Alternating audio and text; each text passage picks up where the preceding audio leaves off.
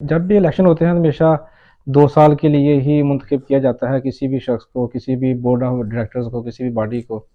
آپ نے ایکسٹینشن کیوں لی؟ تو جنہوں نے اسکول کے حوالے سے دن رات محنت اور کاوش کی اور بے لوث کام کیا، اور کسی نے بھی ایک دوسرے کے معاملات میں نہ مداخلت کی ہے، نہ ایک دوسرے کی جو ہے وہ لیگ پولنگ کی ہے، ایک کولیکٹیو ایفرٹ سے ہم یہاں تک پہنچے ہیں. اساتذہ کو اس طرح ٹریٹ نہیں کیا جا رہا جبکہ وہ ڈبل کلاسز پڑھا رہے ہیں لیکن ان کو معاوضہ اتنا نہیں ملتا جتنا ان کو ملنا چاہیے. تو اس لیے انہوں نے پروگرس کو دیکھتے ہوئے انہوں نے کہا کہ ہم چاہتے ہیں کہ آپ اس جو ہے وہ سلسلے کو آگے بڑھائیں تاکہ جو آپ کے پروجیکٹس ہیں آپ ان کو مکمل کر سکیں. صحیح ہے. کون سے ایسے اہم معاملات تھے جن پر آپ نے آتے ہی توجہ کی اور ان کو بہتر کیا، جو کہ واضح نظر آتا ہے ابھی کام؟ سب سے پہلے تو جی صفائی پر بہت زیادہ توجہ دی گئی کہ واش رومز اور جو صفائی ہے، ہائیجین سے ان کا خیال رکھا جائے. کلاس روم ہو یا گراؤنڈز ہو یا واش رومز ہوں، تاکہ بچے بالکل ایک گھر جیسا پرسکون ماحول میں آ کر اپنے 5-6 گھنٹے گزارے. جی. دوسری چیز جو تھی وہ ماضی میں یہ ہوتا تھا کہ کیونکہ اس کے الیکشن ہوتے تھے اسکول کے، تو جو فی ریکوری تھی اس کے بڑے چیلنجز ہوتے تھے. 4-4 5-5 ہزار ریال فیس ہوتی تھی اسکول کی، تو لوگ وہ پے نہیں کرتے تھے، کہتے تھے، سمجھتے تھے کہ شاید یہ سرکاری ادارہ ہے، یہ کمیونٹی اسکول ہے لیکن یہ نان پروفٹیبل آرگنائزیشن ہے جی. تو فیسز اگر نہیں جنریٹ ہوں گی تو آپ اسکول کی ڈیولپمنٹ پہ بھی کچھ نہیں خرچ کر سکتے اور ٹیچرس کو بھی کچھ نہیں آپ بینیفٹ دے سکتے. جی. تو فی ریکوری پہ زیرو ٹالرنس پالیسی تھی، اور جس کی یہ 2-3 ہم نے جو چیزیں ریفارمز کی تو الحمدللہ پھر 90% ابھی فی ریکوری ہے پورے سسٹم کی. صحیح، ماشاء اور اللہ.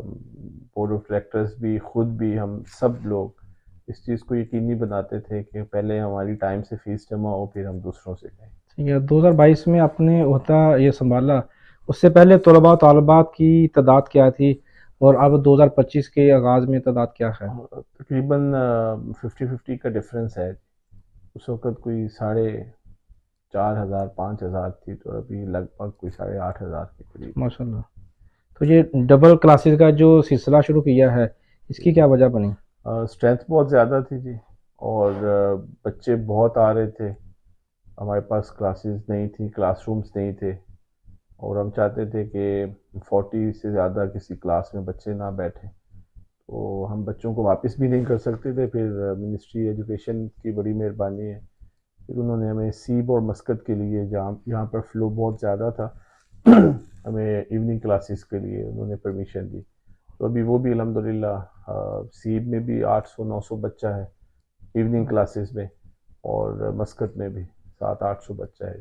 تو اس حوالے سے بہت سارا جو ہے نا سوالات اٹھتے ہیں کمیونٹی میں، خاص طور پر کہ اساتذہ کو اس طرح ٹریٹ نہیں کیا جا رہا جبکہ وہ ڈبل کلاسز پڑھا رہے ہیں لیکن ان کو معاوضہ اتنا نہیں ملتا جتنا ان کو ملنا چاہیے. نہیں اس والے سے کیا کہیں گے؟ جی، نہیں ایسی الحمدللہ ابھی پچھلے 3 سالوں میں اساتذہ کو ہم نے بہت زیادہ خیر ہم ان کا حق تو نہیں ادا کر سکتے، لیکن کافی بہتری ہوئی ہے ان کے معاوضوں میں بھی.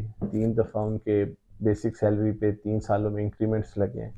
ان کو جو ٹکٹس تھے وہ واپس کیے ہیں ہم نے، جو اسکول نے ان سے یہ بینیفٹ واپس لے لیا تھا. جی. جی. پلس ان کی ٹریننگز پہ ہم خرچ کر رہے ہیں جی، بہت زیادہ انویسٹمنٹ ہو رہی ہے. اور جو ایوننگ میں پڑھاتے ہیں تو ان کا سیپریٹ ان کو بیسک سیلری پے کی جاتی ہے، جی. اور مارننگ کا ہے، اور الحمدللہ اچھی ارننگ اب وہ کر رہے ہیں. یہ رومرز تو ہیں صرف. جی جی. ٹھیک ہے. تھوڑا سا آگے بڑھتے ہیں. ظاہر سی بات ہے کوئی بھی سفر جب آپ شروع کرتے ہیں، سفر ہمیشہ طویل ہوتا ہے. آپ کے کون سے ایسے ساتھی ہیں جن کی بدولت یہ سفر کامیابی سے جاری ہے؟ اللہ تعالیٰ کے فضل و کرم کے بعد جی والدین کی دعائیں ہیں، اور باقی اللہ تعالیٰ نے عمان میں بڑے اچھے مخلص ساتھی دیے، جن کی بدولت جو ہے وہ ایک آج ہم یہاں تک پہنچے ہیں. ایک کلیکٹیو ایفرٹس ہیں، مختلف موقعوں پر مختلف لوگ ہیں. جیسے ابھی اسکول میں ہماری اب جو بورڈ آف ڈائریکٹرز کی ٹیم ہے، وہ بڑے اچھے لوگ ہیں، جس میں کیسر صاحب ہیں، اشاد صاحب ہیں، ڈاکٹر زاہد ہیں، سینئر پرنسپل ہیں، افتخار صاحب ہیں، اور بھی کافی ہمارے دوست احباب ہیں. صحیح ہے. تو جنہوں نے اسکول کے حوالے سے دن رات محنت اور کاوش کی اور بے لوث کام کیا، اور کسی نے بھی ایک دوسرے کے معاملات میں نہ مداخلت کی ہے، نہ ایک دوسرے کی جو ہے وہ لیگ پولنگ کی ہے. ایک کلیکٹیو ایفرٹ سے ہم یہاں تک پہنچے ہیں. اور باقی جو عمان میں ہماری سوشل لائف ہے، اس میں تو ہمارے بڑے کچھ چند مخلص ساتھی ہیں، جن میں سر فہرست جو ہے وہ قمر ریاض صاحب ہیں، جو روح رواں ہیں ہر چیز کے، ہمارے جو گروپ ہاں ہے جی ماشاء دوستوں اللہ. کا. اور اس کے علاوہ زاہد ہے، احمد صاحب ہیں، بلال صاحب ہیں، اور بھی ہمارے آصف صاحب ہیں، عامر بزر ہے. بڑے اچھے دوست ہیں ہمارے قریبی، جو ہمیشہ سے مخلص مشورہ دیتے ہیں، صحیح. اور ہر مشکل میں، ہر جو ہے وہ مشکل مرحلے میں ہمارے ساتھ رہتے ہیں. صحیح ہے. جب بھی الیکشن ہوتے ہیں ہمیشہ 2 سال کے لیے ہی منتخب کیا جاتا ہے کسی بھی شخص کو، کسی بھی بورڈ آف ڈائریکٹرز کو، کسی بھی باڈی کو. آپ نے ایکسٹینشن کیوں لی؟ آپ کی بات بالکل صحیح ہے.